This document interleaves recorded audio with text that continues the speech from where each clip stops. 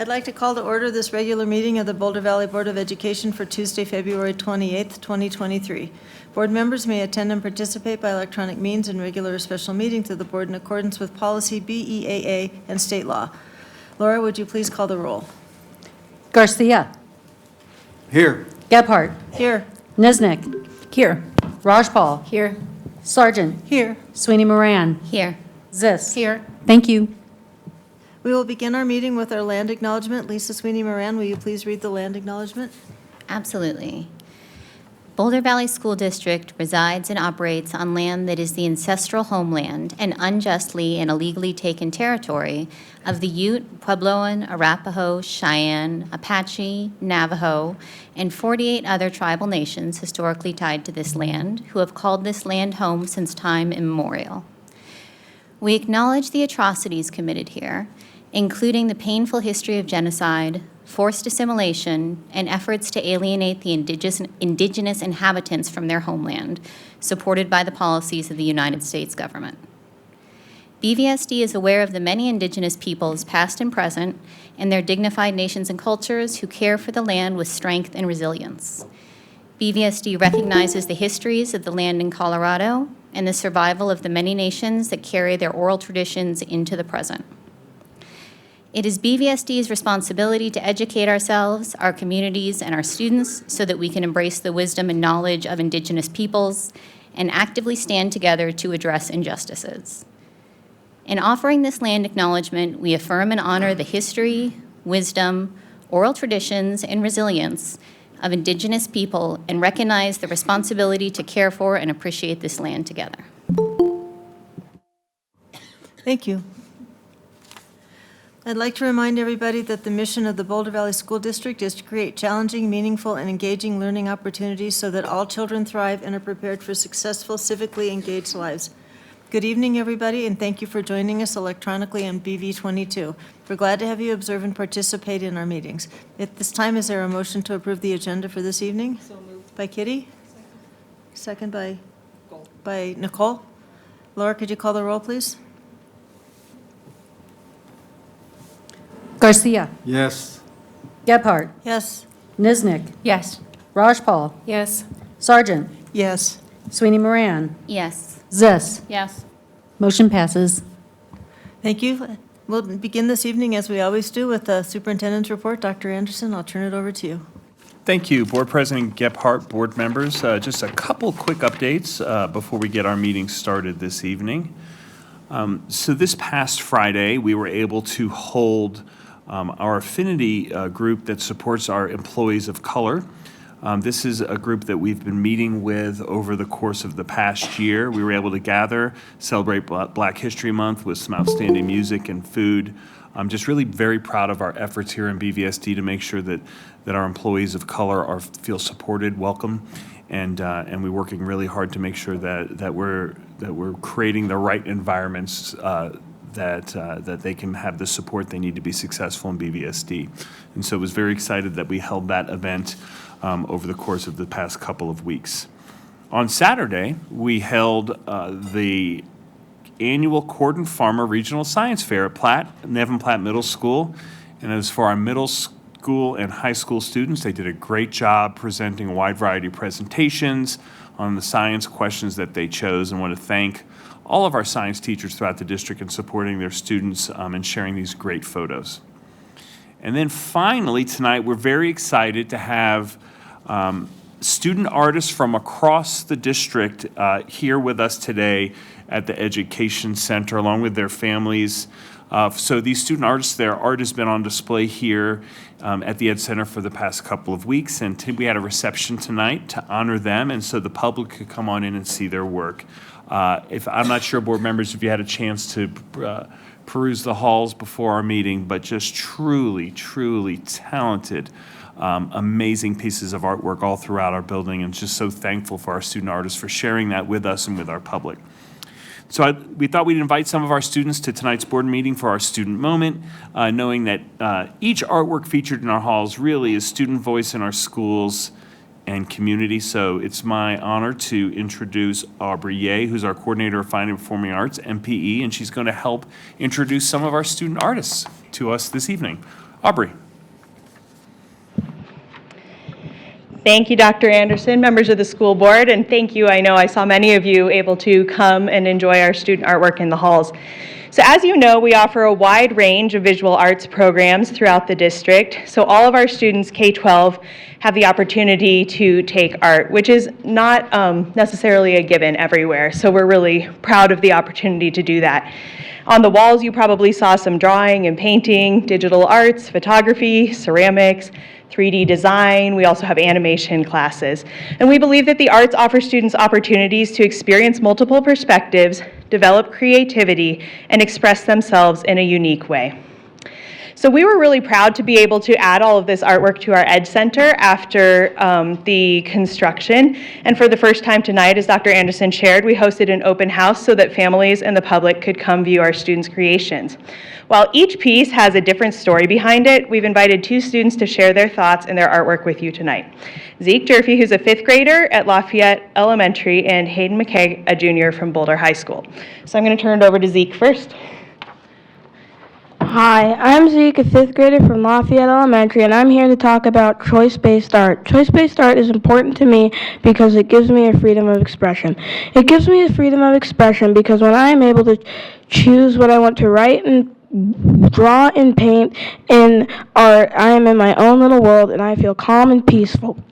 I chose a gorilla because gorillas are one of my favorite animals, and when I saw you were able to do a gorilla, I jumped at the opportunity. What was this one? I am really honored to be up here today, and this is a opportunity that I will cherish and remember forever. Thank you.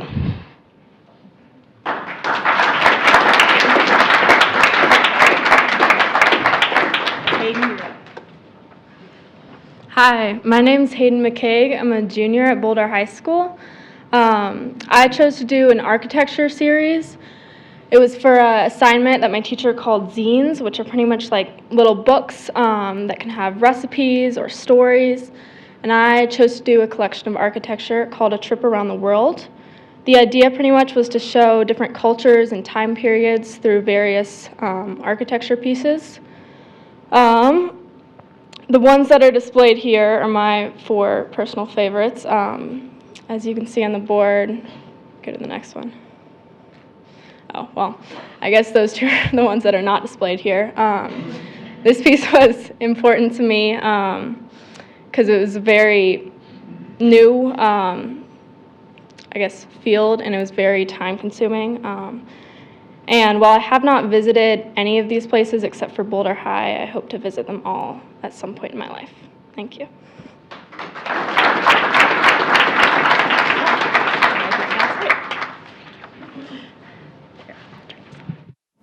Thanks, everyone, and that concludes Superintendent's remarks. Happy to answer any questions. Board members, any questions for Dr. Anderson? Okay.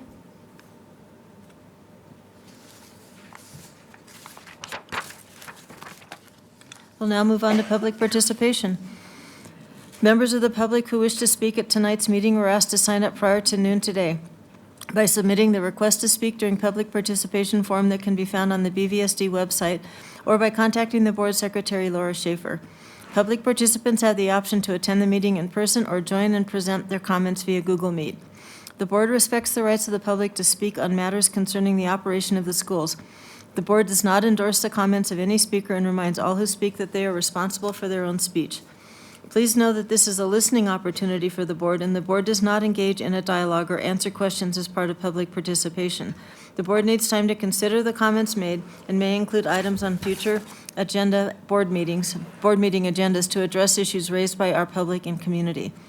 To ensure that our meeting is conducted in an orderly manner, we ask that persons who address the board, 1, confine your comments to matters that are germane to the business of the school district. 2, recognize that students often attend or view our meetings.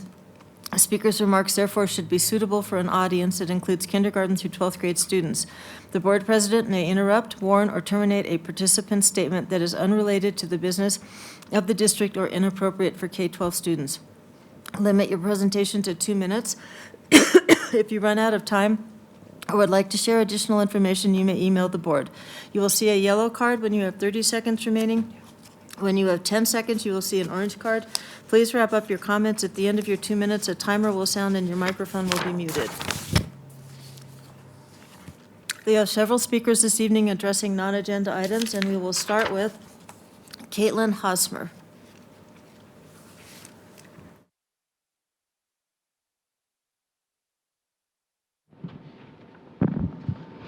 Good evening. Thank you for the opportunity to talk today. My topic is less exciting than the artwork, but I wanted to talk about the smoke mitigation in the schools.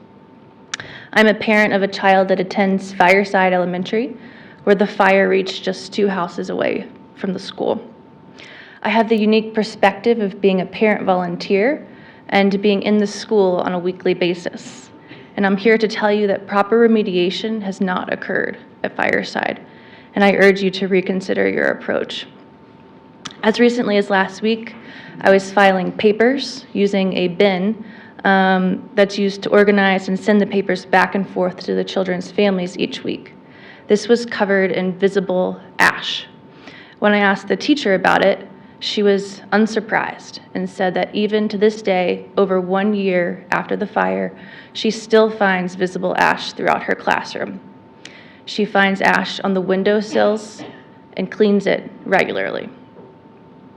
You don't need me to tell you that ash is toxic. We all know this, and it's particularly toxic to children whose skin is thin and absorbs the toxins much more easily.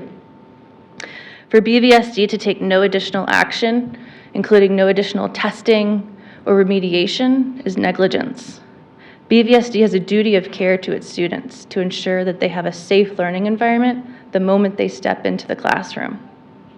Touching the ash that is still in the school is very harmful to the children and their health and could have repercussions throughout their life if they were to develop cancer or other neurological conditions.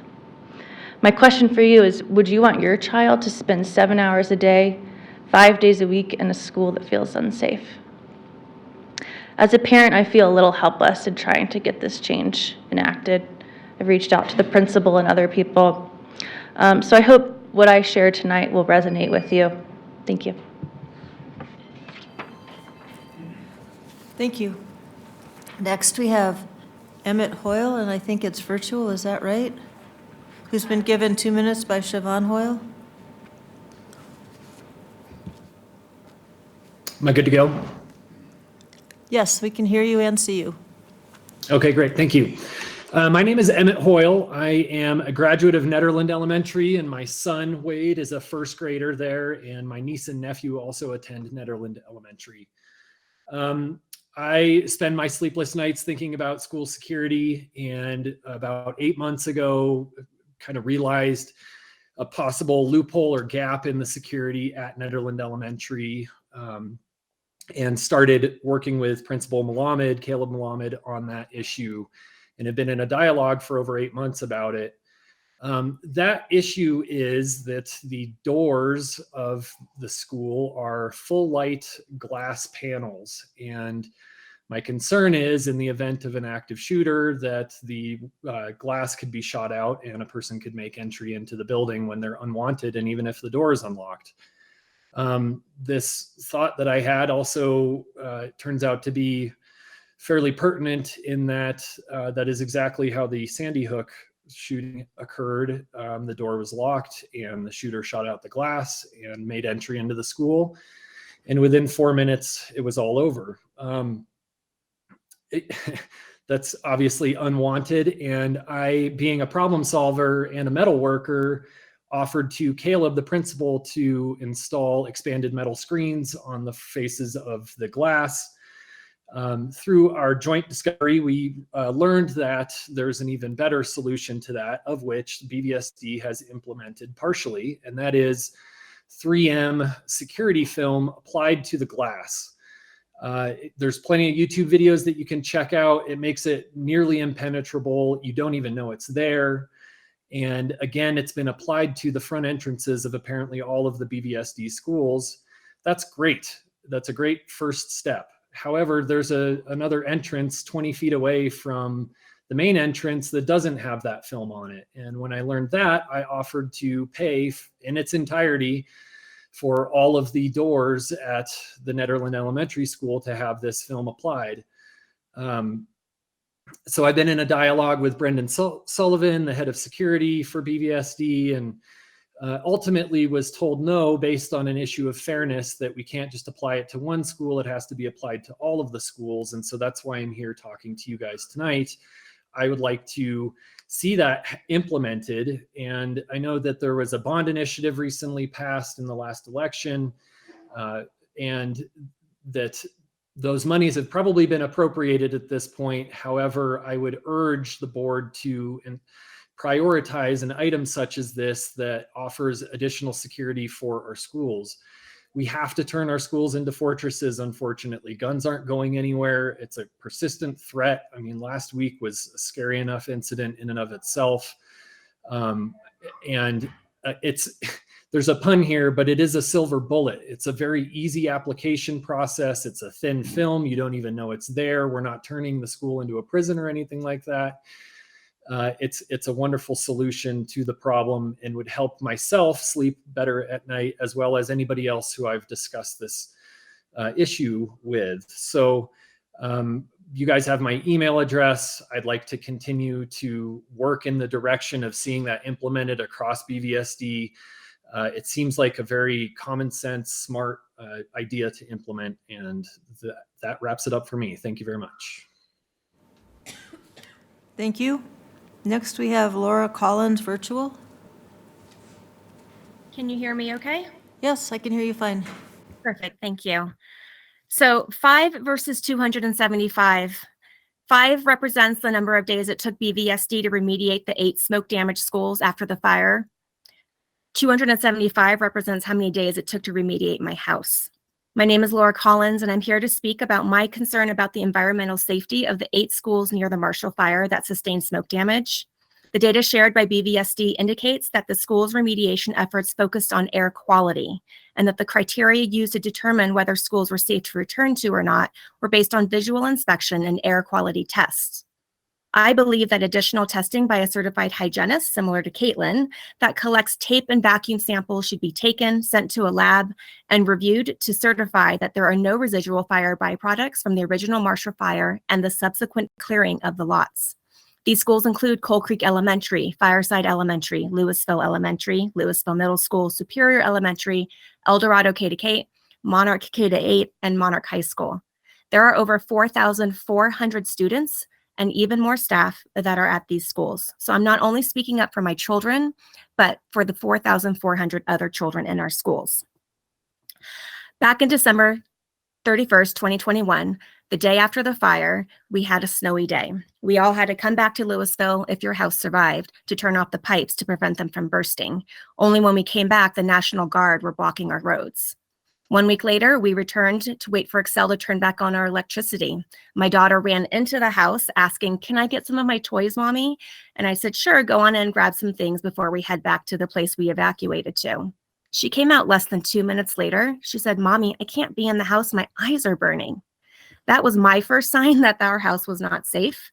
And needless to say, my kids did not get to grab any toys, and they were not allowed back into the house until we moved back in October. We thought that we would be back in our homes in a couple of weeks or 1 month max. That's what the insurance company and the restoration companies led us to believe. And we listened to them, the experts, as we had no idea what we were supposed to do in this type of situation. But over the last year, I have learned so much about how little is known about the risks of an urban wildfire, where there are things like plastic, paint, pesticides, batteries burned, and things that are released into the air and soil and materials within a building like heavy metals, dioxins, and furans.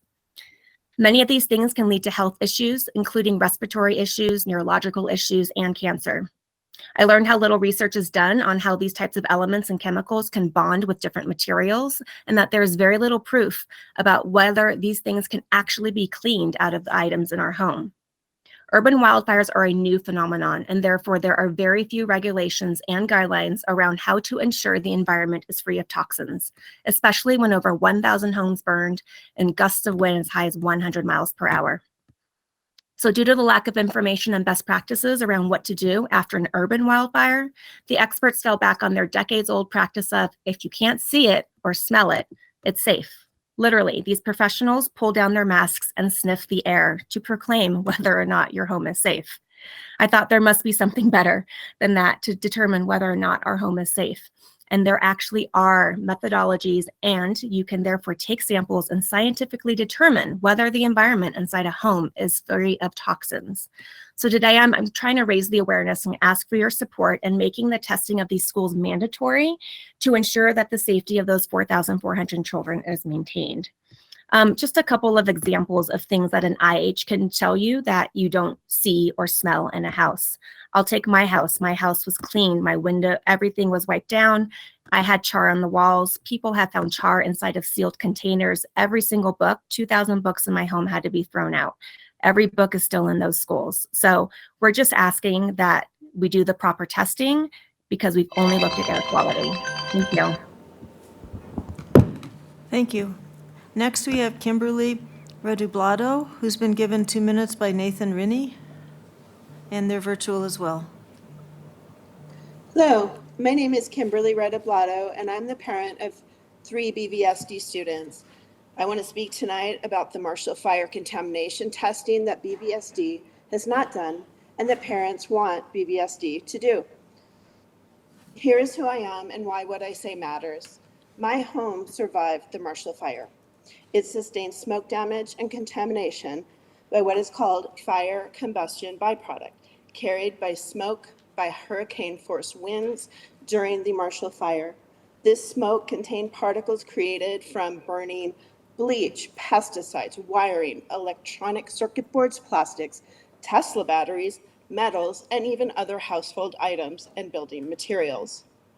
I belong to a group of over 600 people who have damaged but not destroyed homes. I facilitate a weekly networking and support group for those people. One thing we all have in common is that we have engaged testing by professionals called industrial environmental hygienists. BVSD hired BVSD hired environmental hygienists, including a firm from Arizona with no children in BVSD schools and no ties to our community. BVSD did environmental testing of air quality. This was important in the first weeks and months. They did restoration cleaning of the most affected schools. BVSD missed a crucial step. They did not test for fire combustion byproduct after the restoration cleaning. The Colorado Division of Insurance compelled insurance carriers to pay for this testing based on its importance, and most have done so. BVSD told me that they were advised there is not a universally accepted IH clearance following fire remediation in this situation, and that additional environmental hygienist testing is not recommended at this time. However, the American Industrial Hygienists Association, there we go, has a publication, the Technical Guide for Wildfire Assessment, and it states on page 21 that although not required by law, code, or statute, post-restoration verification testing of the effectiveness of cleaning and or restoration is an established best practice. I ask why BVSD would not follow established best practices. The BVSD website says that visual inspection confirmed there was no observed combustion byproduct accumulation. Visual inspection is not scientific testing with accredited labs. Absence of evidence is not evidence of absence. The Marshall Fire smoke estimator map shows that addresses adjacent to Monarch and Fireside were sitting in heavily contaminated smoke plume for over 10 hours. BVSD claims that the buildings were protected from the introduction of combustion byproducts because all outdoor air intakes were closed. I want to share this statement from a YouTube virtual classroom training on wildfire. Fine smoke particulates can penetrate homes and offices even when the buildings are closed and when the HVAC is turned off. This YouTube video and quote were produced by Derek Dene, the environmental hygienist whom BVSD hired out of Arizona. BVSD asserts that the district has made a tremendous effort to return our buildings to pre-fire condition. BVSD does not assert that their tremendous effort has been successful. My son is 10, and he said this to me today. Mom, a lot more children go to school than to our house. We tested our house. Why wouldn't the schools test the schools? Thank you. Thank you. Next, we have Marianne Jaros, virtually. Hi, I'm Marianne Jarris. I live in Coal Creek North, about a mile from Monarch K-8. My kids have already graduated the school system. They're in their 30s and almost 40. But my neighbors' kids go to Monarch, and I'm really concerned for them. We were able to move back into our house in the middle of May after an industrial hygienist hired by the insurance company tested the air and said that we were good to go. Everything had been wiped down, cleaned, HEPA-vac, et cetera. And the air was clear, and it was healthy for us to return home. About 6 weeks ago, I was feeling sick, and we looked at the air filter in our bedroom where we have wall-to-wall carpeting. It had just been changed, and it was filthy. I called in Linda from WeCycle Environmental Health, industrial hygienist. She came in, and rather than test the air, she actually took samples from the carpeting. And next month, we are getting new carpeting throughout the house. I am luckier than most of my neighbors because I have a really good insurance company and a really good adjuster who is willing to work with me, but I'm horrified that the schools can't go to the same extent that I can personally, because it affects so many students. Thank you.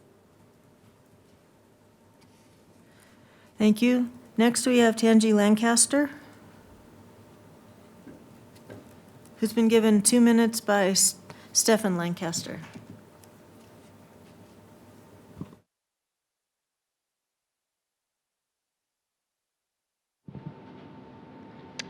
Hi, we are on stolen land of the Cheyenne, Ute, and Arapaho. Thank you for allowing me the opportunity to speak this evening. My name is Tangi Lancaster, and I come here tonight to speak as a mother, as a community member, but more than that, I'm here as a friend to a 13-year-old Latina child who has had suicidal thoughts and has self-harmed. A child who has been failed time and time again by employees and policies of this district. I was at the Lafayette Police Department helping someone fill out some paperwork recently. A man, probably about my age, was being arrested, had to put his hands behind his back, and handcuffs were put on him. It was a really intense and powerful situation for me to watch, even though there was no altercation.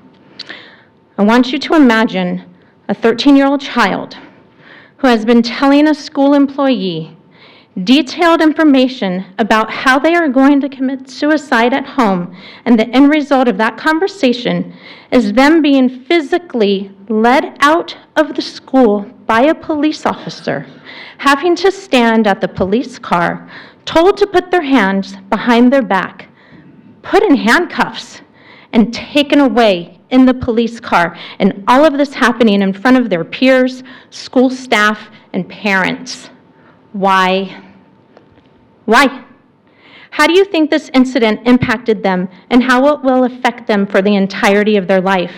What do you think the emotional damage is? Do you even think there is any? I had the privilege of reading not only the school's timeline account of this incident, which included false information about the child, but also the police report of this incident, and something broke inside of me when I read the detailed information about this 13-year-old vulnerable Latina child being put in handcuffs without their mother ever having even been called by school staff until after she was in the police car. In BVSD's own suicide risk review protocol, the fourth bullet point states, contact parents in every instance. How is this not included in the first thing that is required to be done? Why is this left open to happen only after a child has been handcuffed and taken away by police? The way this protocol is written, like so many of the past, and clearly still presently, is harmful to children and, as usual, mostly our Black and brown and Latina children. When you set children up to fail and you uphold the systems that are in place to ensure that they fail, what do you think is going to happen? There is only one purpose: to continue to keep racist, not just simply discriminatory or biased employees in this district, and keep giving them access and opportunities to harm our children. BVSD talks a good talk about equity and inclusion, but yet continues to dismiss, erase, and ignore so many in this community. I don't even want to ask what it is going to take to change these systemic issues that this district has had for decades. I'm scared of the answer. Remember, when you fail one student out of several thousand, that's one student too many. Please relook at your suicide risk review protocol through the lens of a child of color or a child who has been traditionally not represented, and rewrite it. Please ensure that your staff treats all children with the dignity that they deserve. Thank you. Thank you. Next, we have Kevin Krizek, who is given 2 minutes by Sandra Krizek, who was virtual.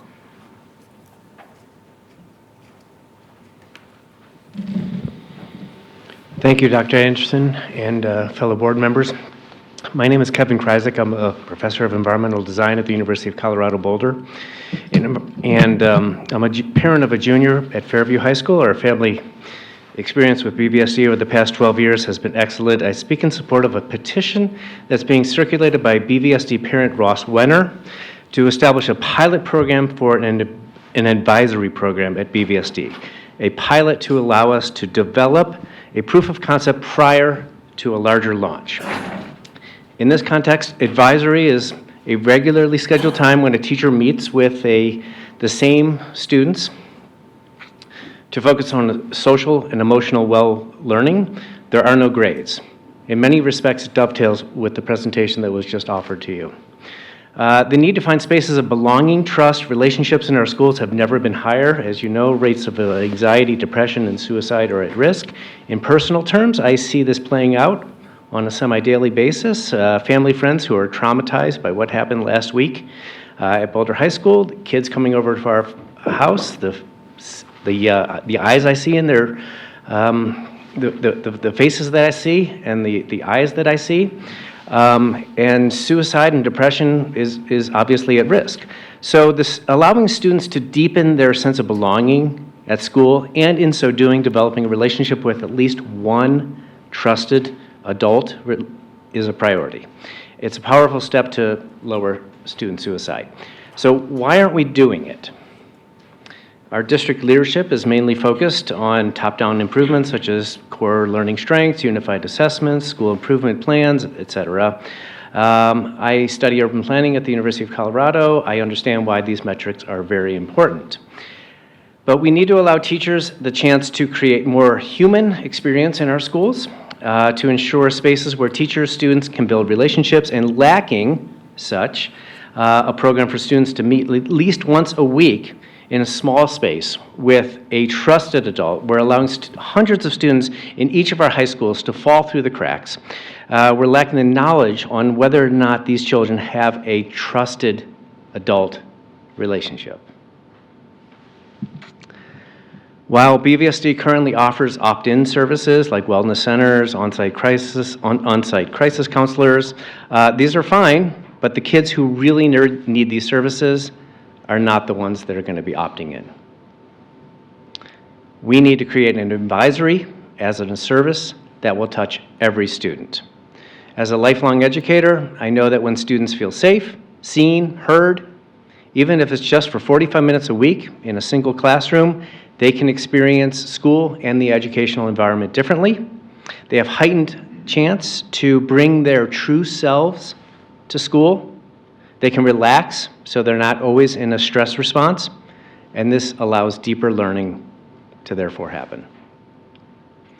Advisory needs to be the norm, not the exception. Denver Public Schools, like many districts, launched an advisory program during the pandemic and has now made it mandatory for all schools. DPS is doing so, 30 minutes for every middle and high school every day. We're asking for 1 to 2 periods a week as part of a pilot project. I strongly encourage us to include an advisory pilot in this year's budget in order to create trust and belonging and help close our achievement gap. Thank you very much.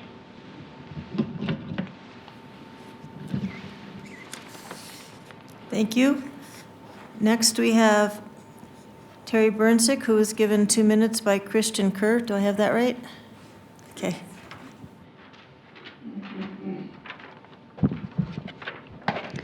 Hi, thanks for allowing me to speak tonight. My name is Terry Burnchich. I'm part of the Safe Zones for Kids initiative, which represents a group of parents who are concerned about the lack of safety surrounding our schools. Our children are required to be at school.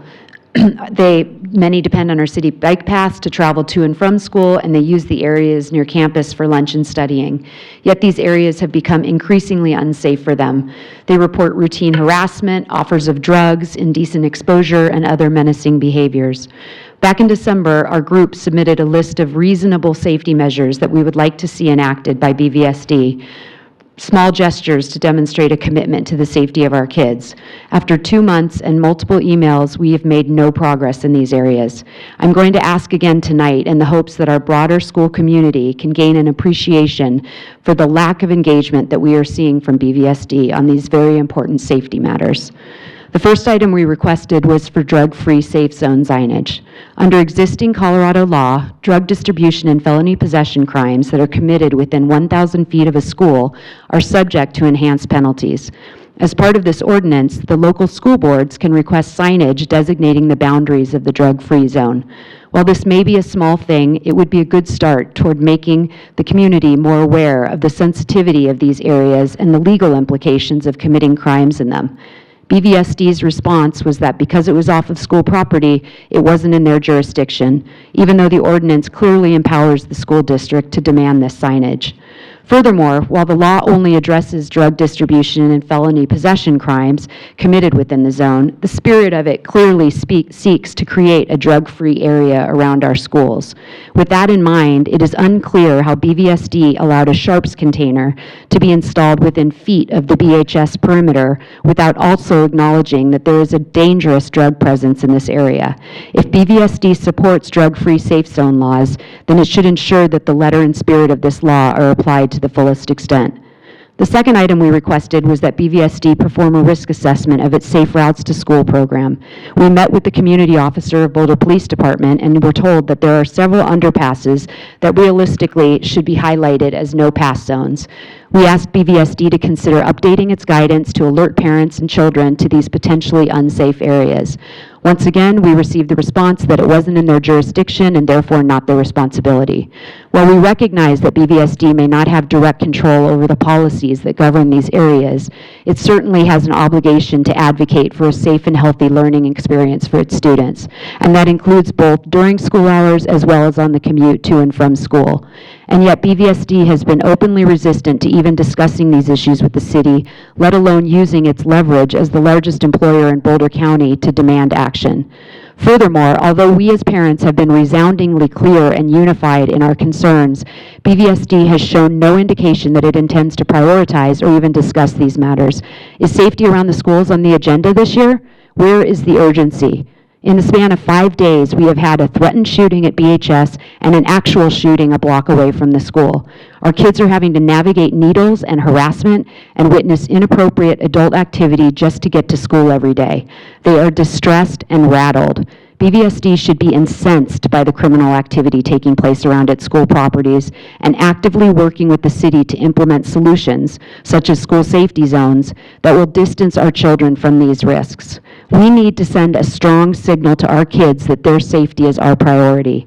Please demonstrate that you care about your students by holding the city accountable to its public safety responsibilities and by using every tool you have at your disposal to keep our kids safe. Thank you.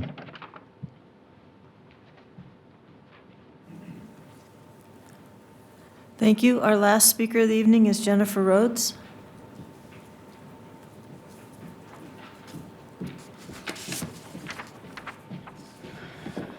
Hi, I'm also from the Safe Zones Initiative parent group. The recent swatting incident at Boulder High made me appreciate Boulder Police Department and the speed and transparency of the communication by BVSD, so for that I thank you. Yet as a parent of a BHS student whose heart raced through the day and thought about the unimaginable, I cannot also help from reflecting on the juxtaposition of the excellent response by all parties and BVSD's complete unwillingness to address our students' safety with a safe zone that would push drugs and violence away from our kids. How is it that on one day BVSD applauds the police for racing into harm's way to protect our kids, and the next day looks the other way when confronted with a problem that is just as dangerous? Over the last year, there were 2 times the number of deaths in America from drug overdoses than gun-related deaths. In the last 6 years, drug overdoses have doubled in America as opioids and meth plague our communities. The stats on drug-related violence are even worse. And we now have a meth and fentanyl crisis and easy access to guns in our community. While making good policy is hard, it feels completely incongruent to abhor gun violence in our schools, while at the same time stand by and allow our kids to have an equally dangerous exposure to drugs and drug-related violence. The state has shamefully weak gun laws, but BVSD can do something locally about the drug exposure so close to our kids. Some in our community claim that a safe zone is anti-homeless, blindly pro-police, or infringing on the rights of the downtrodden. But that is a hyperbolic argument that is meant to scare reasonable people into inaction and somehow has prioritized actions like a no-consequence needle container just adjacent to the school. BVSD and the city are claiming their hands are tied or that it's really complicated or they're afraid of another lawsuit as our students are continually exposed to a threat that is statistically twice as dangerous as guns. I hope the city and BVSD can match their passion for school safety from gun violence to a school safety zone that has the same goal, the protection of our kids and the right to an educational environment in and around the school free from all violence and threats. Support a safe zone around schools and install the signage that is permitted under the Colorado drug-free laws. Thank you. That concludes our public comment for tonight. We'll move on to the next agenda item, which is board communication. Board members, who wants to go first?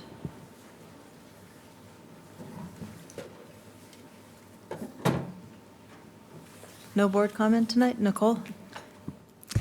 I just want to share a couple thanks. First of all, thanks to all the students who have shared and will continue to share their artwork with us here in the hallways of BVSD. It really inspires me and reminds me of why I come to all these board meetings. So thank you for that.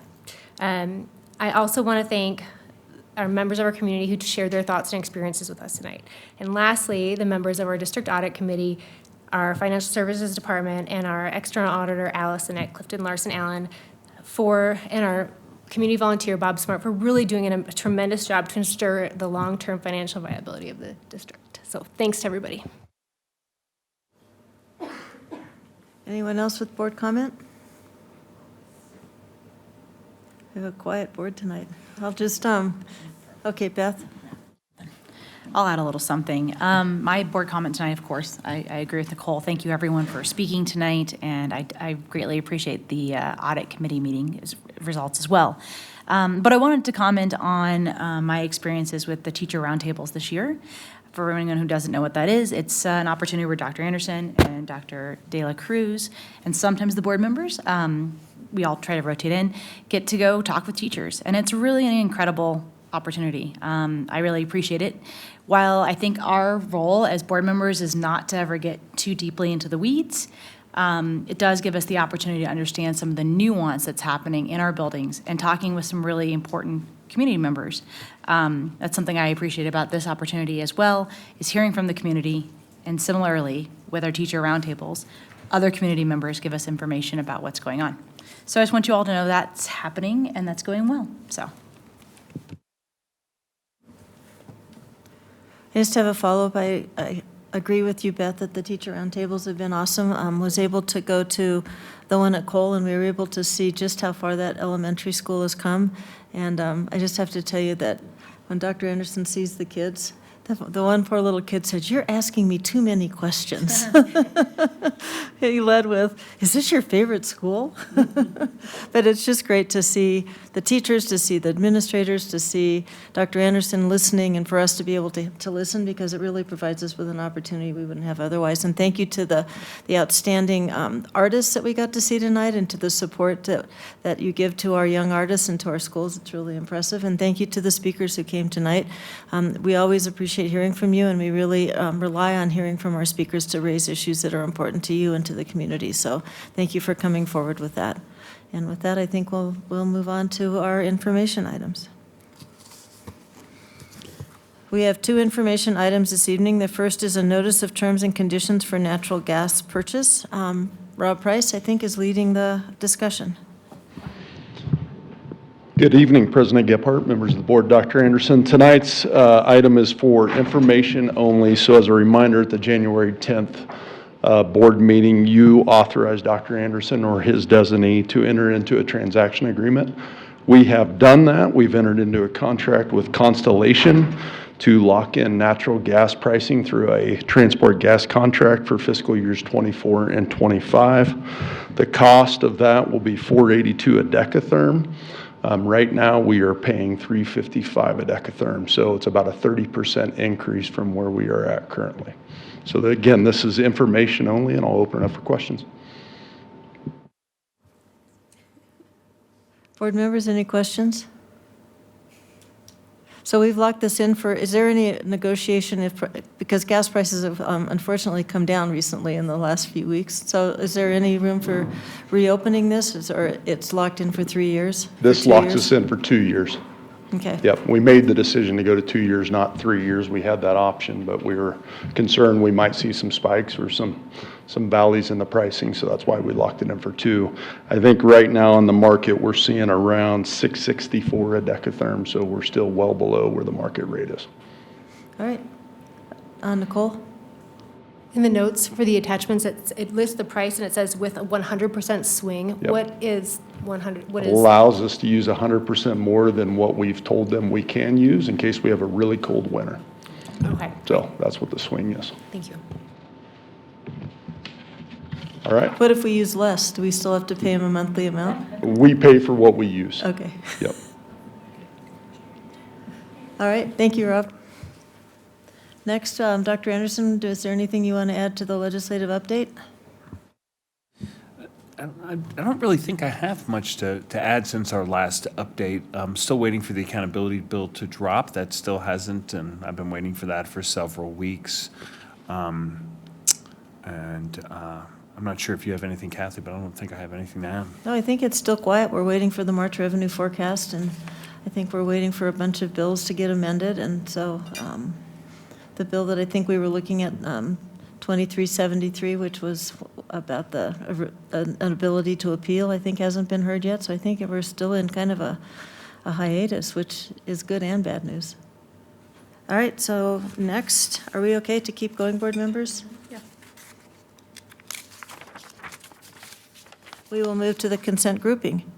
7.1 personnel items, 7.2 approval of minutes, February 14th, 2023, 7.3 approval of minutes, February 21, 2023, 7.4 2022 annual comprehensive financial report, the ACFR and single audit report, 7.5 acceptance of donation, Foothill Elementary, 7.6 cancellation of March 28, 2023 board meeting, 7.7 construction agreement for bond-funded HVAC controls upgrade, and 7.8 construction agreement for civil and modular site work at Meadowlark K8 split funded. Are there any items, wait, first, is there a motion to approve the, thank you. Was there anything that any board members wanted to remove? All right, so we have a motion and a second to approve the consent, seconded by Nicole. Is there any conversation or discussion about the consent agenda? Richard? I just have a comment to make on 7.7. And I just want to congratulate our operations department for for making sure that we do have a woman-owned business in that particular contract. Thank you. Any other conversation or questions concerning the consent agenda? All right, Laura, could you call the roll, please? Garcia. Yes. Gebhardt. Yes. Niznik. Yes. Rajpal. Yes. Sargent. Yes. Sweeney Moran. Yes. Zis. Yes. Motion passes. Next, for our action item, we have approval of the bond resolution 23-07. Dr. Anderson, who is, I think we have Bill Sutter presenting on that? You are correct.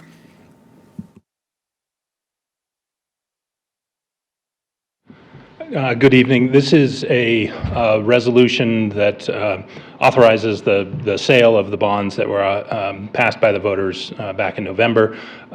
We have Kim Crawford, the district's bond counsel, and Maddie Pradanovic, the district's financial advisor from Hilltop Securities, who is assisting us through this process. This resolution is slightly different than what we've done in the past. It includes sort of the both options for selling of bonds, both a competitive sale, which we have done for the last 23 odd years, 22 odd years, as well as a negotiated sale. The market for the general obligation bonds has been a little squirrely, shall we say, for the last couple of years, and particularly recently with some of the inflation reports that have not acted the way folks expected them to. So I would invite either or both of them up to give any further details on the different sales types and sort of what that means, as well as any other questions you might have. I think that would be great. And maybe if we could start with describing the difference between a negotiated and the open market sale. It's nice to see you, Maddie. Good to see you. Thank you, board members. My name is Maddie Pradanovic, as Bill mentioned, with Hilltop Securities. For those of you that have been around for a little while, my colleague Jim Manier used to serve as the primary advisor for the district. He has since retired, so I get to be here with you this evening. So the district has historically used competitive sales really for the last, 20 some odd years. Boulder and Cherry Creek School District are the only two districts in the state that use a competitive sale. The rest use a negotiated sale.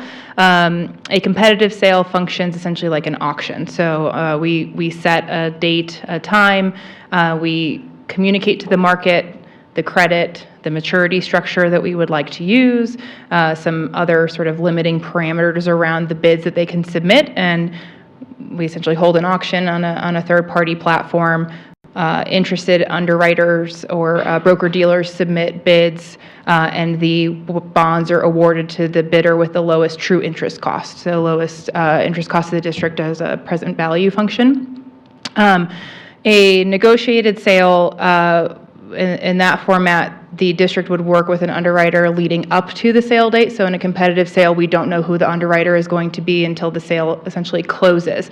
In a negotiated sale, the underwriter is selected ahead of time, and we are working with them and negotiating with them on the pricing of those bonds, leading up to still a set date that the bonds are being sold, but it's a little bit more fluid. And sometimes the benefit of that structure in an environment that Bill just described is it gives us a little bit more flexibility as we go towards pricing the bonds, to sort of be able to pick the right date, essentially, depending on what's happening in the market around that time frame. I will say at the present time, the market has somewhat stabilized after sort of the fluctuation we saw at the beginning of February. If you were to ask me today, I would still expect that we would be using a competitive sale for this transaction. The flexibility built into the resolution does just that. It gives the district flexibility so that we make sure that when the district is actually selling its bonds, we are doing it in the way that we believe to be most beneficial to the district and taxpayers. Board members, any questions for Maddie?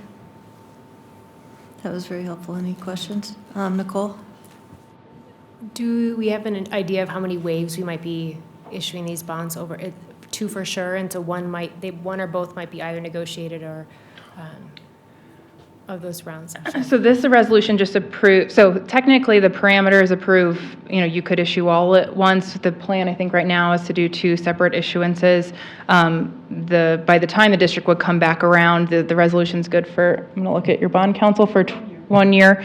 And so essentially to do the second piece of it, assuming the district's not gonna sell another, 100-something plus $1 million transaction within the same year, essentially the district, the CFO, us, would all be coming back to you with a supplemental resolution in the future whenever the district decides to sell that second tranche. And the flexibility built into that will just be dependent on the market conditions at that time. Thanks. One other thing, we're selling them in 2 because one of the requirements is that you have to basically spend 85% of what you receive in 3 years. And so you have to balance how much you get with how quickly you can spend it. And so it's really splitting up the total authorization, $350 million, into something that is digestible for the district to be able to actually functionally implement within 3 years. And then leave some flexibility. If we finished in 2, we could sell again in 2, or if it takes a little bit longer, we can stretch it out. And these bond sales are different than the ones we've had in the past in that we're not going to see a whole lot of bond premium. Is that a fair statement? Yes, right now, particularly compared to 2019, the district's last bond sale. Yes, market rates are up. We're still really at historical averages if you're looking at a 20-year horizon, but definitely, compared to what the district got off of the all issuances related to the 2014 election, we're on the lower end of that, I would say, right now.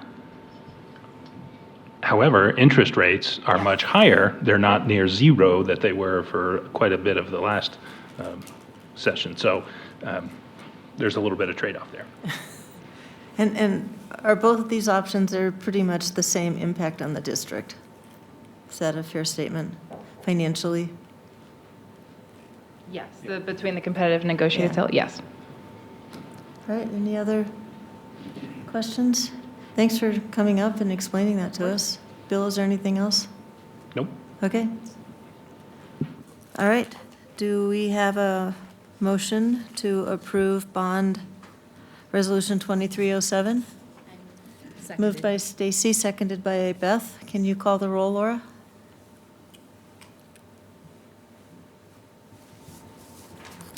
Garcia. Yes. Gebhardt. Yes. Niznik. Yes. Rajpal. Yes. Sargent. Yes. Sweeney Moran. Yes. Zis. Yes. Motion passes. All right, now we are moving on to policy action consent grouping. We have board policy adoption, policy DJ/DJE, purchasing contracting. Kathleen, do we have anything you want to discuss with us on this? No, the board had first read and study of this policy in January. I answered some questions for the board in between, and now this policy is brought back and proposed for board action. Just breaking it into 2, just in case. Are there any questions on this first policy? All right, and the next policy on the consent, sorry, Richard? I do have a question regarding the policy. And this is in reference to what we were talking about at the last board meeting, I believe, as it relates to minority and women-owned businesses. And I did read the information from Ernest and Kaplan and all the other information. And what I could understand from that, because for me it was all legal mumbo jumbo anyway, so what I could understand from that is that it appears that maybe the school district needs to wait until they're sued to do something about maybe including minority and women-owned businesses, or to do something about it. And I'm not sure whether I'm reading that correctly or not. And then when I read some of the approaches that the RFI produced way back when. They talked about Denver Public Schools and what they had to do in order to make that designation in their procurement policy. They did a study, and through that study, they did find that there was some disparities there. And I don't think that we need to go to that extent. But I'm looking at the other approaches that were made when that RFI was put out. And one of them was an outreach approach. In other words, trying to get the school district to, or getting the school district procurement department to do an outreach to minority and women-based companies and do whatever they need to do to try and attract more minority and women-based companies to bid for some of the procurement, for some of the contracts that the district will be offering, especially during this next round of things that we're going to be doing. So I don't know where to include that or how to include it, or if I should make a recommendation or what, or maybe an addition to this particular procurement policy, because it is up for voting right now. So I'm at a loss. But I think that we should do something to be able to educate the community that some of these particular opportunities do exist. Thank you, Board Member That was a long Garcia. question. Can you answer Yes, that, Kathleen? I can. I think I might be. I'm going to try. Thank you so much. And I did appreciate the opportunity to work with our outside counsel to look at this issue. I think that what we've seen in the case law and that what was reflected in the advice that we received is there has been a move away from specific programs that would identify ownership as a minority or woman-owned enterprise out of policy. DPS sure did have it. They based theirs on a 2014 study, a third-party study that was accomplished to look for evidence of historic discrimination that then provides the foundation and the justification for putting those specific preferences into policy. So I would say the district does not need to wait to be sued. We could certainly look at a study of that sort to see if we can identify that historic barriers, in which case we would be able to put into policy the sorts of purchasing preferences that you've referenced. So that would be a possibility. I think that we've had a lot of discussion of the Denver Public Schools case, so it does provide pertinent guidance for us in Colorado. So that would be my recommendation if the board wishes to continue considering preferences, that we would need to look at a third-party study that would provide the justification. So I think it's a yes, and I would suggest, Board Member Garcia, it's very important that we get purchasing policies in place that comply with federal law. We're currently bound by an outdated policy that does not work well in our business services operations. So my encouragement would be, perhaps my suggestion or advice would be, that we adopt this policy so that we can have modern purchasing policies that work for the district while we can consider the issue that you've raised. Thank you very much. I really appreciate that answer, and hoping that maybe at some point we'll be able to bring it back up. Another point that I want to make is that we are a school district that really has equity as its North Star in terms of everything that we do here, except in purchasing and procurement. I don't see that any place in policy as it relates to equity.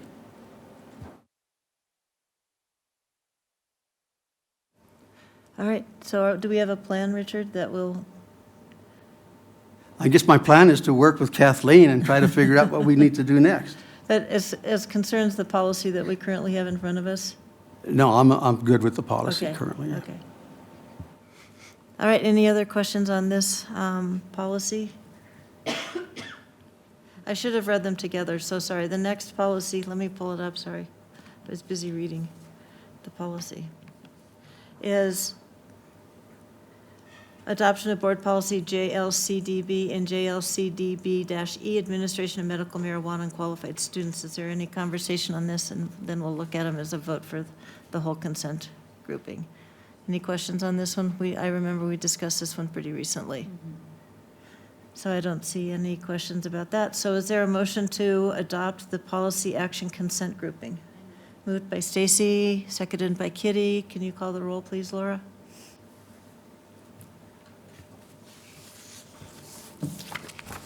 Garcia. Yes. Gebhardt. Yes. Niznik. Yes. Rajpal. Yes. Sargent. Yes. Sweeney Moran. Yes. Zis. Yes. Motion passes. All right, the next item is agenda setting. Any issues? I think, Richard, we already know one from you.